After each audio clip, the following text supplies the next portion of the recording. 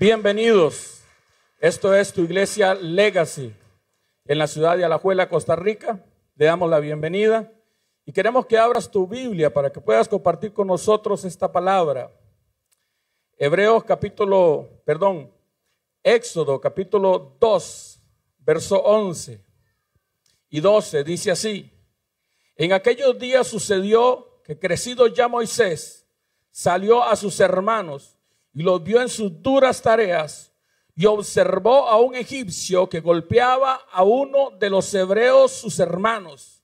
Entonces miró a todas partes y, viendo que no parecía nadie, mató al egipcio y lo escondió en la arena. Diga conmigo: la lucha entre un egipcio y un hebreo. Aunque a usted no le parezca, la Biblia me enseña que en nosotros hay dos naturalezas. Diga conmigo: dos naturalezas. Un egipcio y un hebreo. El hombre carnal y el hombre espiritual. Y estas dos cosas, hay una lucha entre ellas. Porque ¿sabes algo? Dice la palabra en el libro de Colosenses, capítulo 5, verso 2: haced morir pues lo terrenal en vosotros: fornicación, impurezas, pasiones desordenadas, malos deseos, avaricia, que es idolatría, cosas por las cuales la ira de Dios desciende sobre los hijos de desobediencia. Diga conmigo: haced morir. Y en esa lucha de hacer morir, hay una lucha entre las dos naturalezas que habitan en usted: el egipcio y el hebreo. Esta es una historia que cuando Moisés ya fue grande, dice la Biblia que salió y miró algo que ocurría afuera. Un capataz egipcio golpeaba a un hebreo. Pero lo que Moisés está mirando afuera es realmente lo que le está pasando dentro de él. ¿Por qué? Porque Moisés tiene dos nacionalidades, dos naturalezas. Es egipcio por cultura, porque fue ahijado de la hija del faraón y fue criado como egipcio. Él tiene la cultura egipcia, habla como egipcio, camina como egipcio. ¿Aló? Se viste como egipcio, come como egipcio. Tiene toda la cultura egipcia. Pero, diga conmigo, hay un pero. Tiene una genética, tiene un ADN, pues sus padres eran hebreos. Y cuando él era niño fue adoptado por la cultura egipcia. Así que a los 40 años, diga conmigo, a los 40 años, Moisés se enfrenta, hermano amado, a una lucha dentro de dos naturalezas, el egipcio y el hebreo. Pero el egipcio estaba ganando, estaba más alimentado, estaba más fuerte, y el egipcio golpeaba al hebreo. ¿Aló? Y entonces, de alguna manera, lo que este hombre está viendo afuera es realmente lo que le está pasando dentro de él. Yo no sé si a usted le ha pasado que usted está mirando algo allá afuera, pero se parece mucho a lo que hay aquí adentro. Hay una lucha entre Moisés, entre su naturaleza hebrea, que es la que tiene planes, diseños y llamado de Dios. ¿Aló? Y el egipcio, que fue un tiempo, diga conmigo, un tiempo. Todos pasamos por el mundo y vivimos una etapa del mundo, pero fue un tiempo donde Dios se estaba preparando. Diga conmigo: Dios se estaba preparando. ¿Para qué se estaba preparando Dios? Dios, hermano amado, como a Moisés, lo escondió en Egipto. ¿Aló? Y algunos de nosotros fuimos escondidos en Egipto. Pero no te vas a quedar en Egipto. ¿Cuántos dicen amén? Pero no te vas a quedar en esa circunstancia. Amén. Así que usted debe entender que la única forma de tratar con el egipcio es matándolo. ¿Aló? Y dice la Biblia que Moisés, hermano, se da cuenta que lo que está pasando afuera es lo que él está pasando dentro. Así que lo que él hace es que agarra al egipcio, le hace un candado chino, lo ahorca y lo escondió en la arena. Pero dígame, ¿qué pasa cuando usted esconde un cuerpo en la arena? El otro día vuelve a salir. Por eso la Biblia dice: haced morir lo terrenal en vosotros, porque es una lucha diaria. Diga conmigo, es una lucha diaria. Justo cuando usted dice: ya maté a ese egipcio, ¿aló? El tipo está tan vivo como toda la vida. ¿Aló? Justo cuando usted dice: ya gané, ya no me estoy enojando. Porque mira lo que dice la Biblia que hay que hacer morir. Hacer morir pues lo terrenal en vosotros: fornicación, impureza, pasiones desordenadas, malos deseos, avaricia, que es idolatría. Justo cuando usted cree que le ganó la batalla a la ira, el egipcio resucita, hermano, como si nunca lo hubieran matado, y fuerte como si lo estuvieran alimentando. ¿Aló? Entonces, hay una historia que dice que había un hombre que organizaba luchas de perros, pero había alguien que llegaba siempre a las batallas de los perros y él siempre sabía quién iba a ganar. Y decía: hoy va a ganar el blanco, y ganaba el blanco. Hoy va a ganar el negro, ganaba el negro. Y alguien le preguntó: oiga, yo quiero saber, ¿cómo es que usted sabe cuál perro es que va a ganar? Y él respondió: eso es muy fácil, es porque yo soy el que los alimento durante la semana. ¿Aló? Y el que yo alimento más es el que gana. Entonces, si usted alimenta más al egipcio, el egipcio va a ganar. Pero si usted alimenta más el hebreo es el que va a ganar. Así que déjame hablarle por un momento del hebreo. Los malos del egipcio usted lo sabe, usted los conoce porque los vive todos los días. ¿Aló? Características de un hebreo. La Biblia dice en Génesis 10:21: también le nacieron hijos a Sem, padre de todos los hijos de Eber. Hebreo viene de Eber. Es una quinta generación desde Noé. Noé tuvo un hijo que se llama Sem. Sem tuvo un hijo que se llama Arsafad. Arsafad tuvo un hijo que se llama Sala. Y Sala tuvo un hijo que se llama Eber. Es decir, es un tataranieto de Noé. Y en la Biblia hay 3 hombres que son marcados la historia por su legado.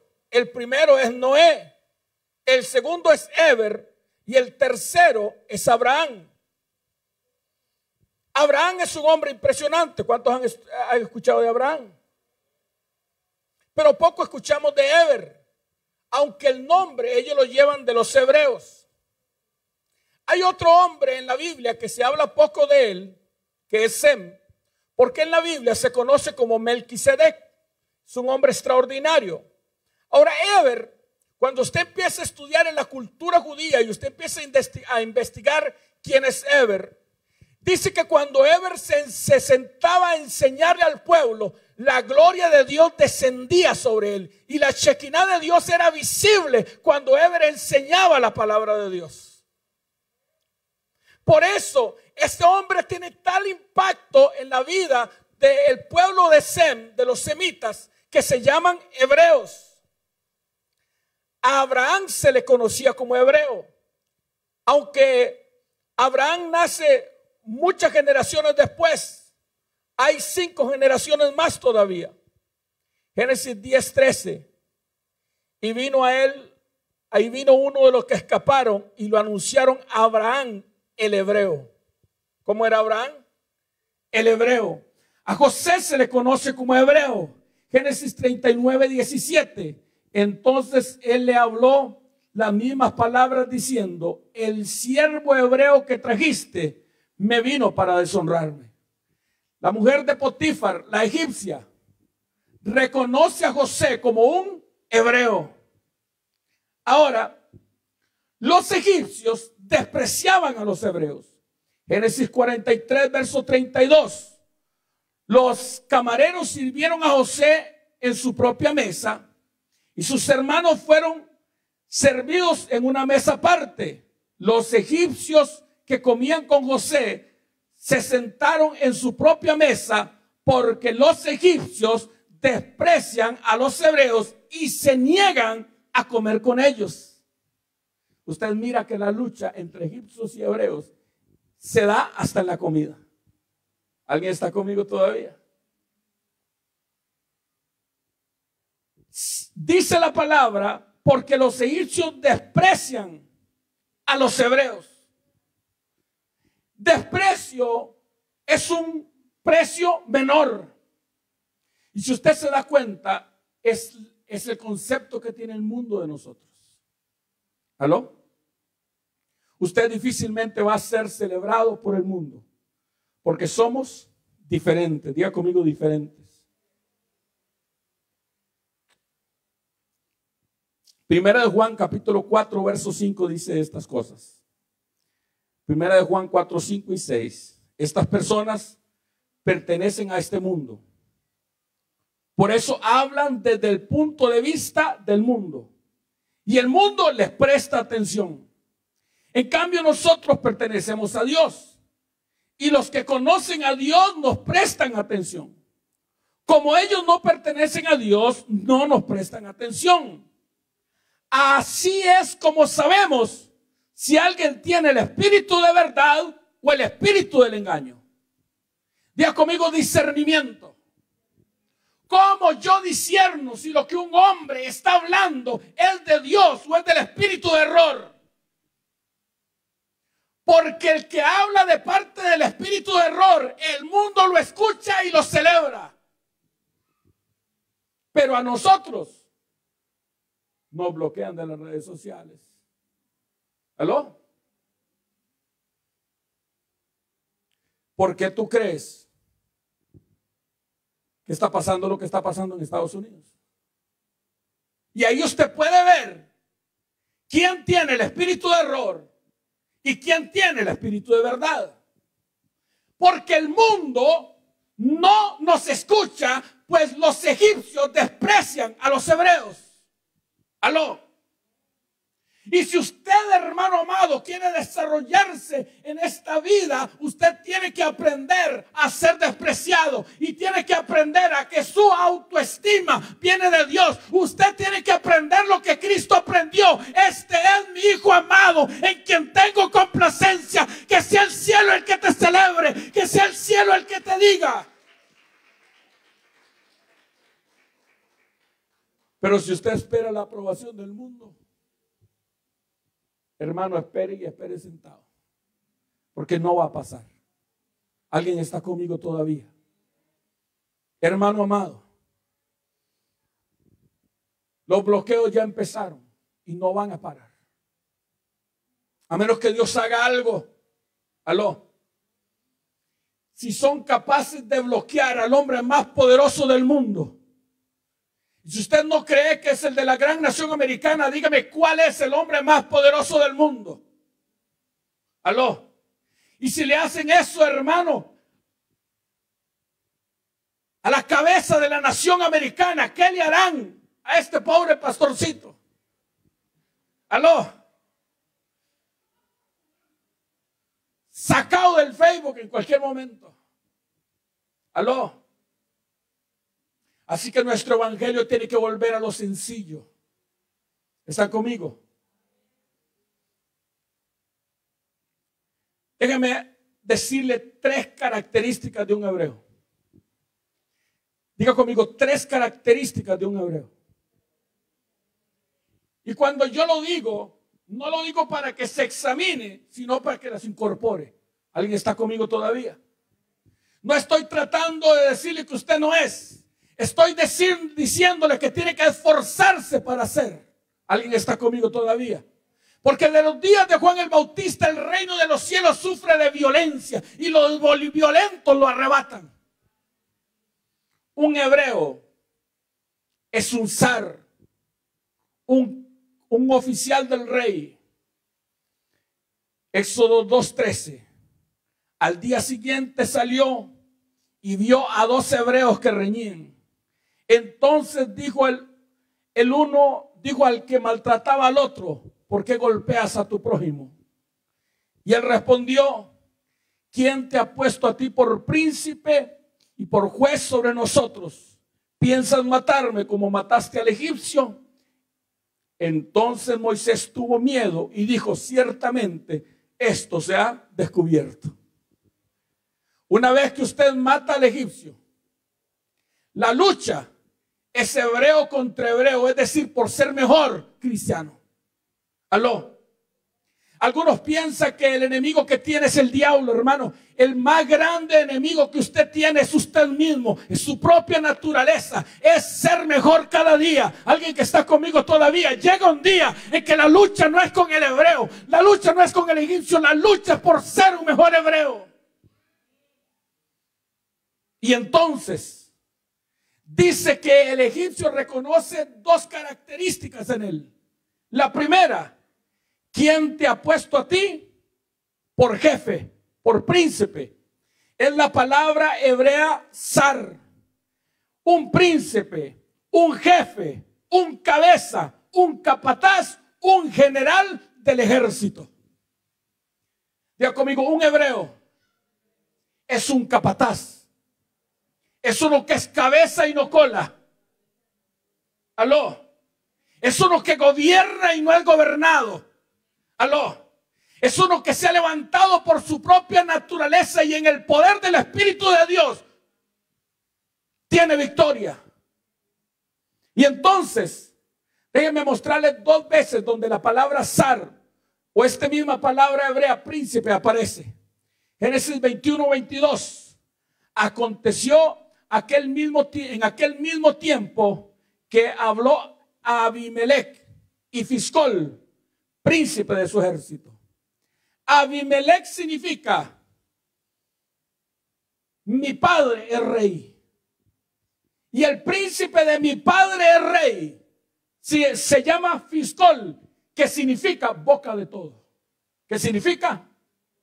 Esto significa que el hebreo juzga y gobierna por su boca. Aló. Es príncipe sobre su pueblo.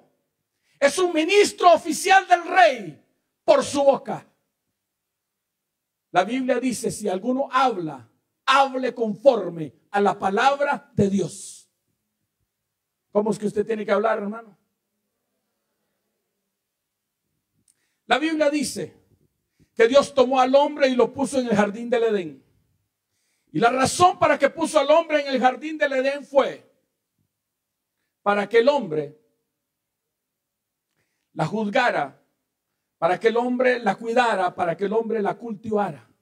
Y yo quiero una pregunta para usted: ¿cómo cultivaba el hombre en el jardín? Sin pala y sin pico y sin machete y sin herramientas. Igual como el postrer Adán cultivó. Dice la Biblia que el postrer Adán un día tuvo hambre y fue y buscó una higuera. ¿Aló? Y no era tiempo de higuera, pero a él no le importó porque tenía hambre. ¿Aló? Así que no le venga usted con el cuento al Señor de decir: señora, que todavía no es mi tiempo de dar fruto, porque si el Padre viene a buscar fruto, más te vale que tengas fruto, más te vale que encuentre en ti más que hojas, más te vale que encuentre en ti frutos dignos de arrepentimiento. Y como no había fruto,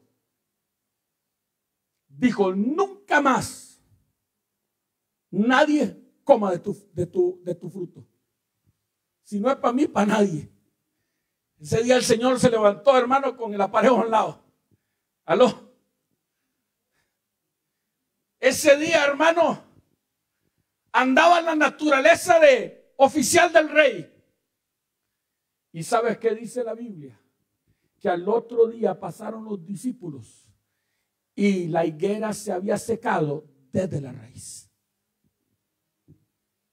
Así que tendrás que aprender en nuestra lucha con los egipcios, Solamente nos queda algo, la palabra profética. Aló. Y esta semana las naciones se van a sacudir. Escúchame, esta semana las naciones se van a sacudir. Algo va a pasar en el cielo. Yo creo lo que cantábamos antes. Hará temblar todas las naciones. Hará temblar todas las naciones. Y su gloria caerá. Algo pasará esta semana. Usted no está muy convencido, pero yo lo creo, hermano. Ahora, la primera vez que profeticé, lo profeticé porque por discernimiento. Ahora lo que estoy hablando es por conocimiento. Aló. Prepárese porque esta semana el mundo se va a sacudir. Pero se va a sacudir porque lo único que nos queda a los hijos de Dios para gobernar contra los egipcios es la palabra. Cuando decimos que algo se seca en el nombre de Jesús. Cuando decimos que algo vive, vive en el nombre de Jesús. Así tenga 3 días de muerto, resucita por la palabra de Dios.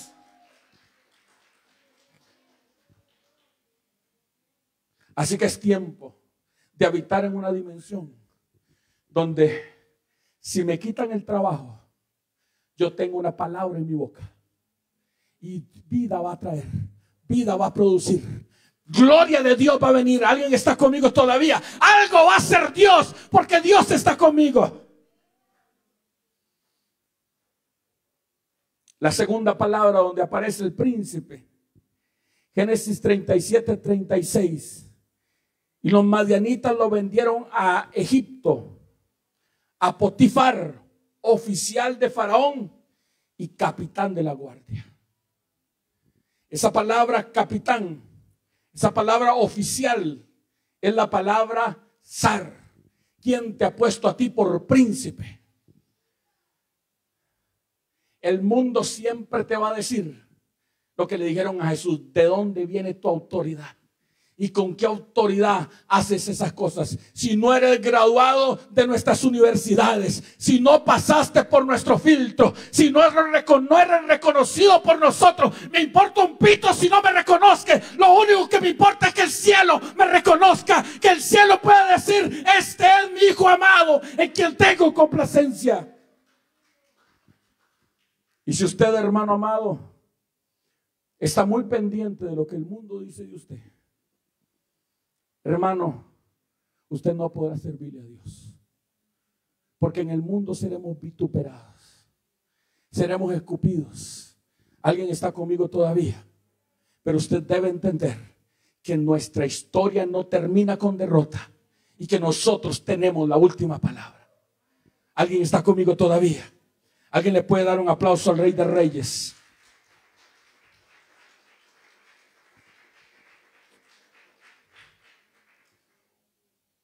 Un hebreo es un juez.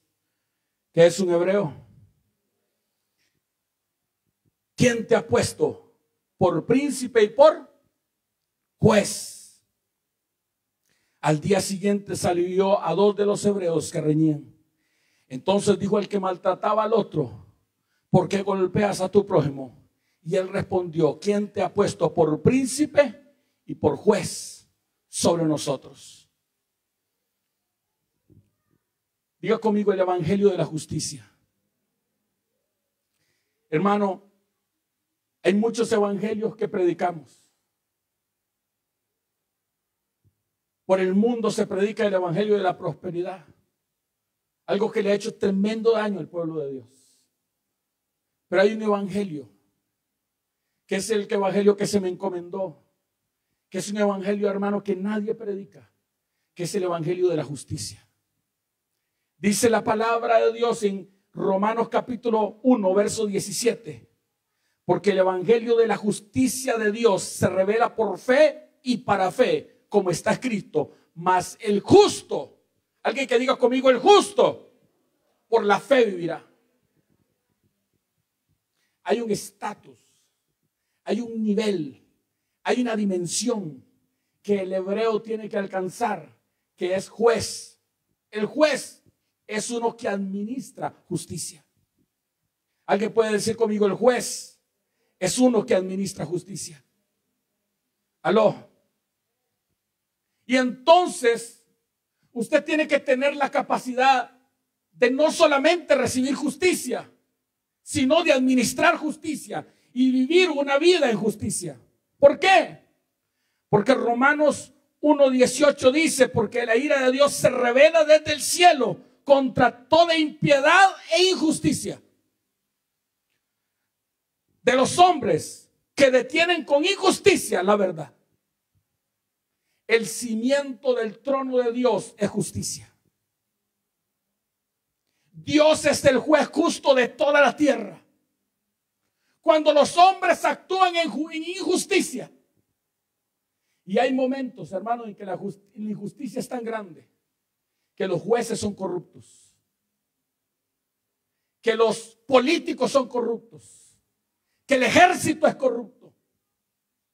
Pero hay algo que es incorruptible, que es el trono de Dios. En él no hay injusticia. Nadie podrá acusar al Padre de ser injusto. Cuando tú vives en depresión, tú estás acusando al Padre de no ser justo. Por eso sacudas esa cosa y empiece a ser agradecido con Dios. ¿Alguien está conmigo todavía? Les he contado la historia del pájaro que no tenía plumas en el desierto y era el pájaro más miserable del mundo, vivía quejándose y decía: qué desgracia la mía, soy el pájaro más desgraciado, desde que estoy en el desierto todavía no puedo volar. Y entonces iba pasando un ángel al frente de él, y cuando iba pasando el ángel al frente de él lo detuvo y le dijo: ven acá, tú vas por donde Dios. Sí, yo necesito mandarle un mensaje a Dios. Dígale a Dios que qué es lo que piensa hacer conmigo. Si es que piensa que toda la vida yo voy a ser un desgraciado, si es que piensa que toda la vida voy a ser un desplumado, si es que piensa que toda la vida voy a vivir en este desierto, ¿qué es lo que piensa hacer conmigo? Y el ángel fue preocupado y se presentó delante de Dios. ¿De dónde vienes? Señor, andaba allá por la tierra rodeándola y pasé por ahí por un desierto y me encontré un pájaro infeliz desgraciado. Y él me preguntó y él me mandó a consultarte. Y Dios le dijo: mira, no te apures por ese. Ese siempre va a ser un desgraciado. No hay salvación ni cura para él. Y el ángel se rascó la cabeza, no podía entender lo que el Padre le dijo. Se devolvió. Trató de no pasar por el desierto, pero tuvo que pasar por el desierto. Y cuando pasó por el desierto, ahí estaba el pájaro esperándolo. Ángel, ángel, ángel, ¿qué me mandó a decir Dios? Y el ángel dijo: si le digo la verdad, este tipo se muere. Así que le voy a mentir. Dice Dios que si solamente eres agradecido y si todos los días le das gracias, aún por lo poco que Él te da, el que es fiel en lo poco, Dios le agrega en lo mucho. Eso dijo. Y se desapareció el ángel, ¿verdad? A los días pasó el ángel y estaba el pájaro. Gracias, Señor, por este chongo de pluma que tengo. Gracias por este chongo de pluma que tengo. Es un miserable chongo de pluma, pero tengo un chongo de pluma. Gracias. Gracias por este desierto donde vivo. Gracias por este desierto. Gracias porque tengo vida. Aunque estoy chongo y no tengo, vivo en un desierto, tengo vida. Gracias. Y hermano, que empezó a recuperarse el pájaro, que empezaron a salirle plumas. Y un día va pasando el ángel, hermano, y se encuentra el pájaro volando. Y ya no en el desierto, sino en un oasis. Y el ángel estaba confundido.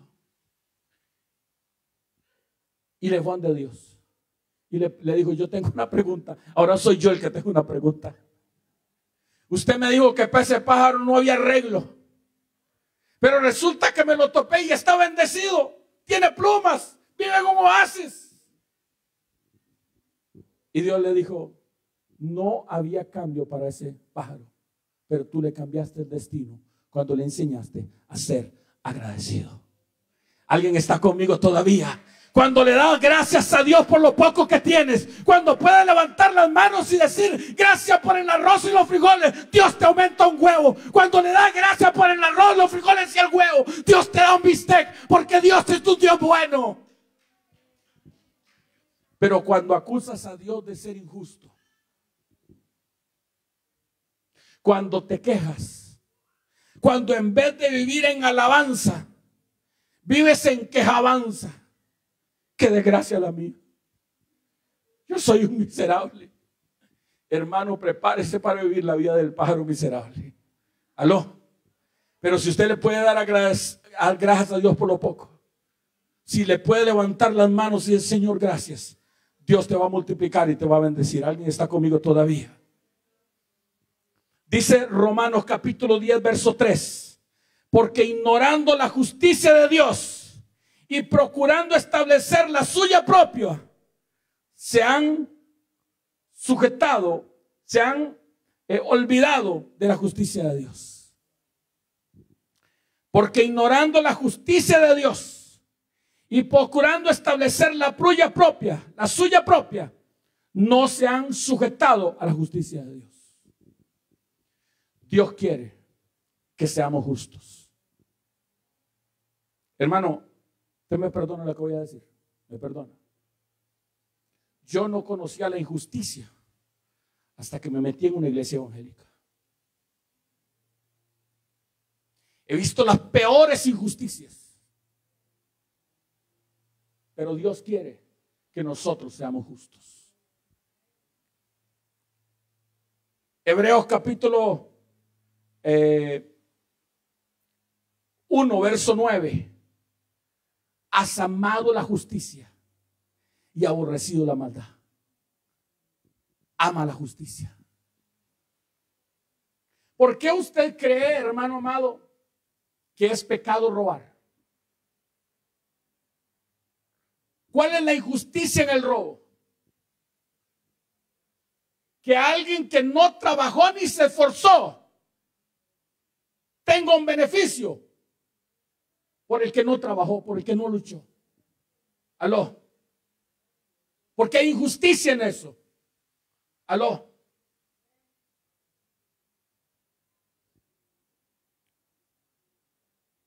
Has amado la justicia. Tienes que amar más la justicia que tu propio beneficio. Hebreos 5:13. Y todo aquel que participa de la ley es inexperto en la palabra de justicia, porque es niño. Cuando eres niño, ¿aló? No te importa la justicia. Te importa obtener lo que tú quieres. El cristiano que es inmaduro, ¿aló? Es inexperto en la palabra de justicia. Pero a mí me gusta esto de lo que la Biblia dice de Jesucristo. Apocalipsis 19:11. Entonces vi el cielo abierto y aquí un caballo blanco, y el que lo montaba se llamaba Fiel y Verdadero, y con justicia juzga y pelea. Aún en la pelea, nuestro Señor es justo. Perdónenme lo que voy a decir. Él no es un gorrero. ¿Me entendieron esa palabra? Es uno que llega y pega por detrás. Ese no es mi Señor. Con justicia juzga y pelea. Y tú tienes que tener su carácter. ¿Aló? Tú tienes que tener su carácter. Como hebreo, tienes que ser una persona que camina en justicia. ¿Saben por qué a los ricos les cuesta vivir en justicia? Porque ellos aman la pesa falsa. Porque ellos aman robarle al trabajador. Porque ellos aman golpear al pobre, a la viuda, al extranjero y al menesteroso. Pero ¿sabe quién sí no se deja sobornar por eso? Porque llega la viuda pobre y le clama al juez justo de toda la tierra. Y él falla a favor de la viuda pobre sin importarle cuán rico seas. Por eso tienes que aprender a caminar en justicia. Nunca cometas una injusticia. porque Dios lo está viendo. Y con la medida que midas, con esa serás. Y a alguien se le cayó un billetillo de 1000 y usted. Pero el problema es que a usted se le va a caer uno de 20 y alguien. ¿Aló? Porque con la medida que midas, con esa serás medido. ¿Alguien está conmigo todavía? Jesucristo es justo. Y el hebreo tiene que aprender a ser justo. ¿Cuántas esposas hay aquí? Levánteme la mano. Escúchame. El problema de la esposa es que su amor es más grande que la justicia. Entonces ella no considera mucho la justicia, porque ella lo que quiere es que haya paz en la casa, no importa a costa de qué. Pero yo aprendí esto. Escúchame. No existe unidad sin restauración. Toda unidad que se crea es porque hay restauración. Pero es imposible que haya restauración sin verdad. La gente quiere restauración, pero sin verdad. No quiere que le digan la verdad en la cara. ¿Aló? ¿Sabe por qué la gente no va a pedir perdón? Y cuando pide perdón por todo, sin pedir perdón por nada. Pide perdón por todo, sin pedir perdón por nada. Porque ¿cómo cuesta pedir perdón? Y aquí estoy hablando a los hombres. Donny, mi amor. No, papito, aprenda. Perdóneme, porque yo fui hiriente con mis palabras por la mañana. Y a veces hay que decir la hora y el minuto, porque ahí lo tiene apuntado.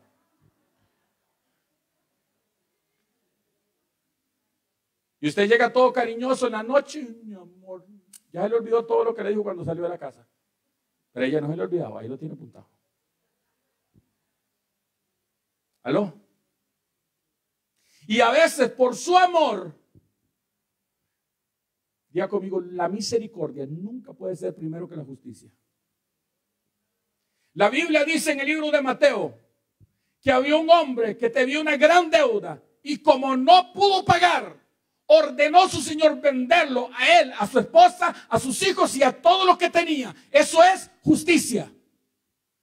Pero luego se postró a los pies y le decía, tenga paciencia conmigo y yo te lo pagaré todo. Y aquel siervo, movido a misericordia, lo soltó y le perdonó la deuda. Eso es misericordia.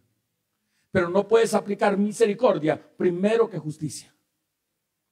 ¿Alguien está conmigo todavía? Es decir, al pecador primero lo mandas al infierno y luego la misericordia lo saca y lo traslada al cielo. Pero no le puedes ofrecer misericordia sin arrepentimiento. ¿Está conmigo todavía? Número 3. Y con esto termino. Un hebreo es un sacerdote. ¿Qué es un hebreo? Moisés conocía la dimensión de jefe y la dimensión de justicia, porque él aplicó justicia, aunque el egipcio era el que estaba golpeando al hebreo. Él, aunque era hebreo, él fue a favor aunque era egipcio, aplicó a favor del hebreo. Era justo. Era rey. Pero hay algo que no había aprendido, que era ser sacerdote. Y entonces dice la palabra, Éxodo 2:16. Éxodo 2:15. Oyendo Faraón acerca de este hecho, procuró matar a Moisés. Pero Moisés huyó de delante de Faraón y habitó en la tierra de Madián. Diga conmigo Madián. Madián es el hijo de Abraham y Sétura. Génesis 25:1 y 4. Abraham tomó a una mujer cuyo nombre era Sétura. Hijos de Madián, Efa, Eber, Enoc y Abiada y Alda, todos estos hijos de Sétura. ¿De quién es hijo Madián? Madián opera en un sacerdocio que en la Biblia se conoce como el sacerdocio de Melquisedec. ¿De dónde aprendió el sacerdocio Madián? De Abraham. ¿Aló? Porque Abraham operaba en el sacerdocio de Melquisedec. Déjeme decirle unas cuantas cosas. Y de nuevo, si usted quiere saber qué es un hebreo, lea el libro de los hebreos. ¿Aló? Las aguas del sacerdocio. Y estando sentado junto al pozo. ¿Dónde estaba sentado? Junto al pozo. 7 hijas que tenía el sacerdote de Madián vinieron a sacar agua para llenar las pilas y dar de beber a las ovejas de su padre. Mas los pastores vinieron y las echaron de allí.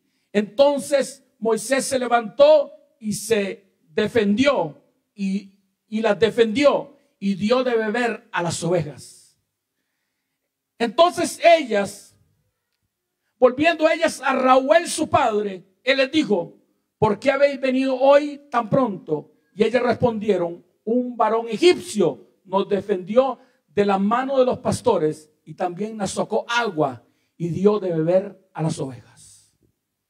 Diga conmigo: las aguas del sacerdocio. Las aguas del sacerdocio tiene que ver con dar de beber a la gente que está alrededor nuestro. ¿Dónde estaba él sentado?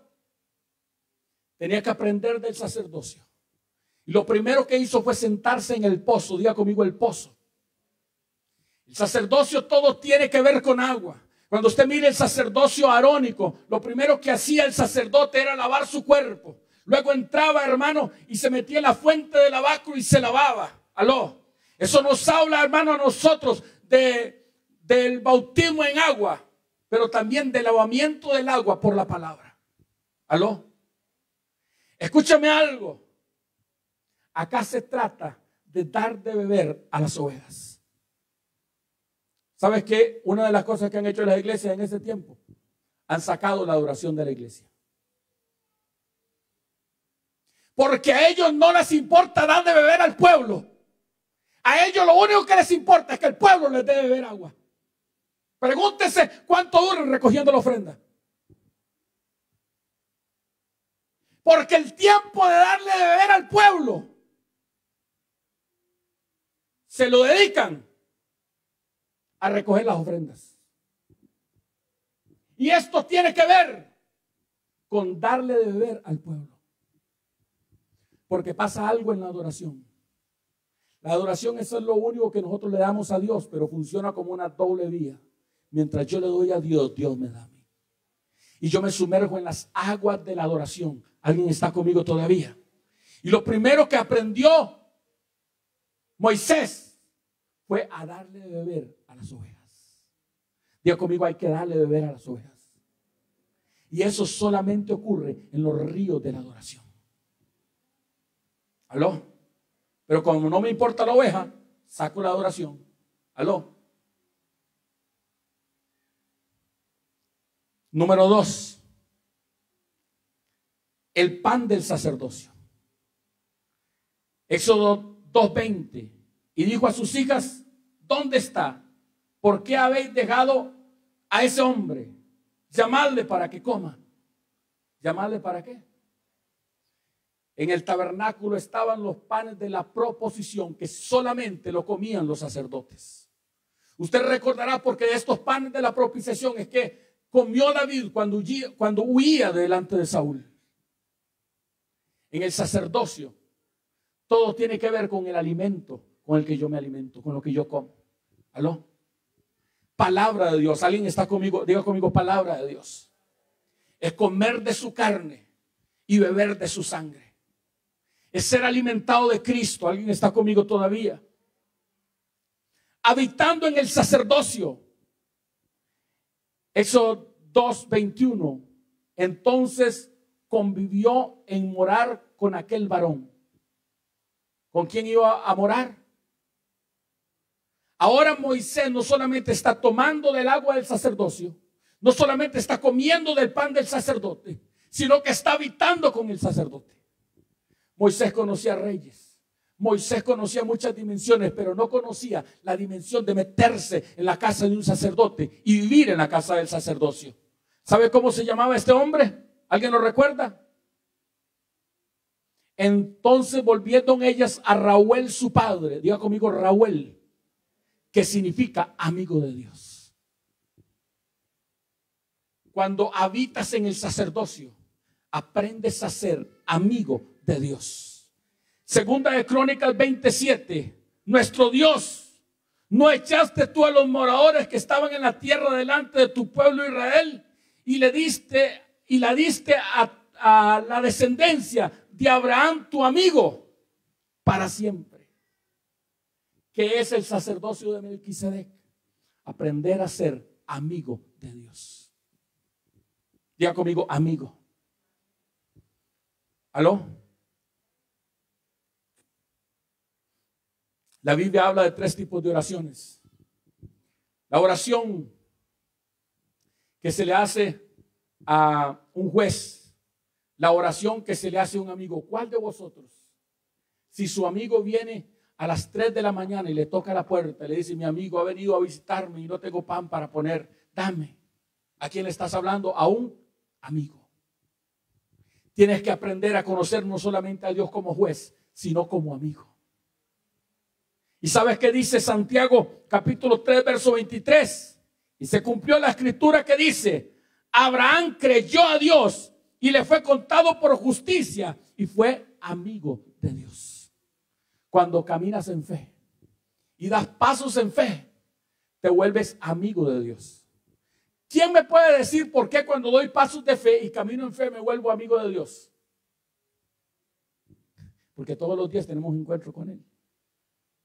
Porque todos los días nos saltamos del avión sin paracaídas y Él tiene que venir a dejarnos el paracaídas. ¿Aló?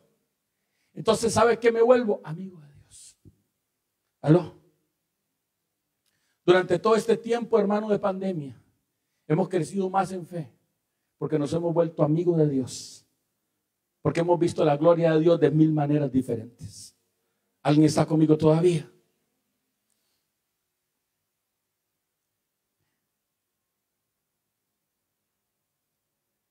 Santiago 4:4. Oh almas adúlteras, ¿no sabéis que la amistad del mundo es enemistad contra Dios? Cualquiera pues que quiera ser amigo del mundo se constituye enemigo de Dios. A nosotros nos gusta tener amistad con el mundo. Que el mundo nos provee. El mundo es el sistema económico creado por Satanás, contrario a la fe, para que usted no dependa de Dios. ¿Aló? El reino de Dios es lo que viven los pajarillos, se levantan a adorar a las 4 de la mañana como locos y después de eso ellos saben que tienen su comida segura. Pero a nosotros nos gusta amanecer y que la refri esté llena. ¿Cuántos dicen amén? Y tener el desayuno. Porque cuando no tenemos el desayuno el otro día ni podemos dormir, hermano. ¿Aló? Pero ¿sabe qué dice la Biblia? Que el que hace amigo del mundo se constituye en enemigo de Dios. ¿Aló? 7 dimensiones del sacerdocio. Y estando junto al pozo, este tenía 7 hijas. ¿Aló? Hay 7 dimensiones del sacerdocio. No le voy a mencionar esas 7. Déjeme solamente mencionarle. 21. Y Moisés convivió en morar con ella. Y le dijo a su hija, y le dio a su hija Séfora por mujer. ¿A quién le dio? A Séfora. Hay una dimensión del sacerdocio que es Séfora. ¿Quieres saber qué es Séfora? Dice la palabra en Éxodo 4:25. Entonces Séfora tomó un pedernal afilado y cortó el prepucio de su hijo y lo echó a sus pies diciendo: a la verdad tú me eres un esposo de sangre. Así le dejó luego ir y ella dijo: esposo de sangre, por causa de la fornicación.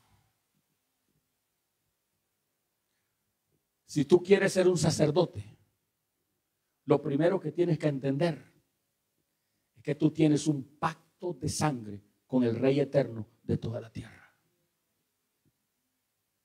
Séfora le dijo a Moisés, esta dimensión que nos une a nosotros es un pacto de sangre. Esposo de sangre. Pero ¿sabe qué es lo extraordinario? Que en el pacto matrimonial la que derrama sangre es la esposa, es esposa de sangre. Pero Cristo, como ya la iglesia no podía derramar sangre, porque no era virgen, Cristo derramó su sangre en la circuncisión para pactarla con su sangre. Y hay una dimensión del sacerdocio en la que entramos cuando usted entiende que usted tiene un pacto de sangre como el del esposo con la esposa. Yo soy la esposa de Cristo, entonces yo soy iglesia. ¿Alguien está conmigo todavía? Lo que te une a Cristo no es un chicle. Lo que te une a Cristo es un pacto de sangre. ¿Alguien puede darle un aplauso al Rey de Reyes?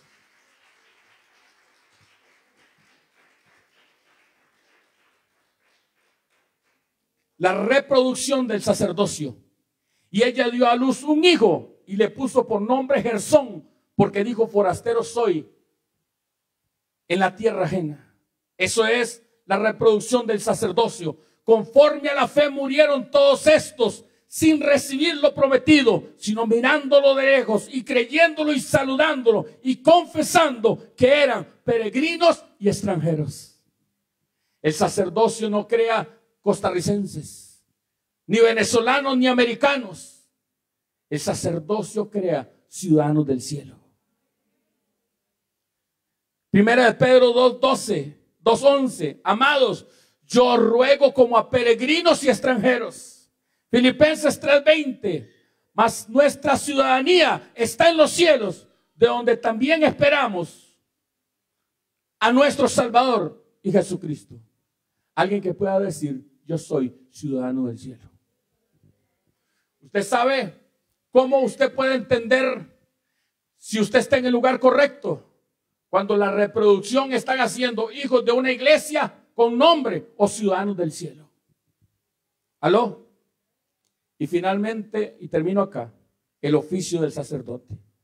Capítulo 3, verso 1 de Éxodo. Apacentando Moisés las ovejas de Jetro su suegro, sacerdote de Madián, llevó las ovejas a través del desierto y llegó hasta Horeb, monte de Dios.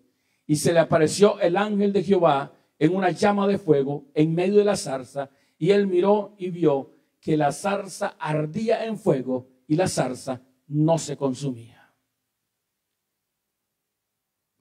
¿Qué estaba haciendo Moisés? Pastoreando las ovejas. ¿De quién eran las ovejas? De Jetro. Ese pastor, qué raro. ¿Por qué se llama Reuel y Jetro? Reuel era su nombre propio, amigo de Dios. Y Jetro es el título del sacerdocio, que significa excelencia. Jesucristo le dijo, Pablo le dijo a los apóstoles, a los pastores en Mileto, cuida de la iglesia, que el Espíritu Santo os ha puesto por obispos. Nosotros tenemos que aprender a pastorear las ovejas del Señor. Algunos tenemos la oportunidad de pastorear un grupo, otros la familia, pero usted es un pastor. Dios te dio una oveja, hermano. Ahora pastorela. ¿Aló? ¿Alguien está conmigo todavía? Una oveja, Mario, es un tesoro. Una oveja tiene la capacidad de cambiar el mundo para Cristo. Hay un misionero, hermano, que fue a África 20 años y solamente ganó una familia, la familia de Reinhard Bunke. Reinhard Bunke, hermano, llegó a que se convirtieran 2 millones de personas en una sola cruzada. Nunca menosprecies lo que Dios hace contigo. Apacentando las ovejas. ¿Sabe qué le dijo el Señor a Pedro? ¿Me amas? Apacienta mis ovejas. Y déjame decirle algo y finalizo con esto. Mira qué tremendo. Génesis 46, 34. Entonces diréis, hombres de ganadería, ha sido tu siervo desde nuestra juventud hasta ahora, nosotros y nuestros padres, a fin de que moremos en la tierra de Gosén, porque los egipcios es abominación todo pastor de ovejas. La lucha entre el egipcio y el hebreo continúa hasta la última mención del sacerdocio. ¿Por qué? Porque para los egipcios todo, pastor de ovejas, es abominación. Hermano, y tú que me estás mirando, hay un egipcio ahí que hay que matar. Pero la única forma de que ese egipcio muera es desarrollando, es fortaleciendo al hebreo. Si usted puede entender que usted es cabeza y que gobierna a través de la palabra. Si usted puede entender que usted es el juez y camina en justicia.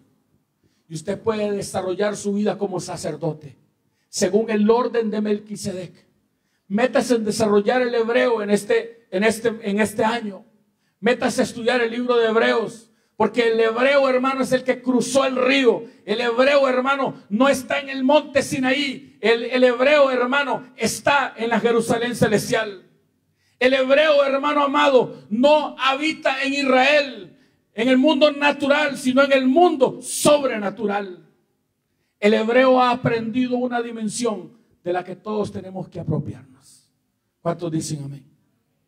Y eso empieza, hermano, por rendirnos delante del Señor y decirle, Señor, aquí estoy. ¿Cuántos pueden ponerse de pie?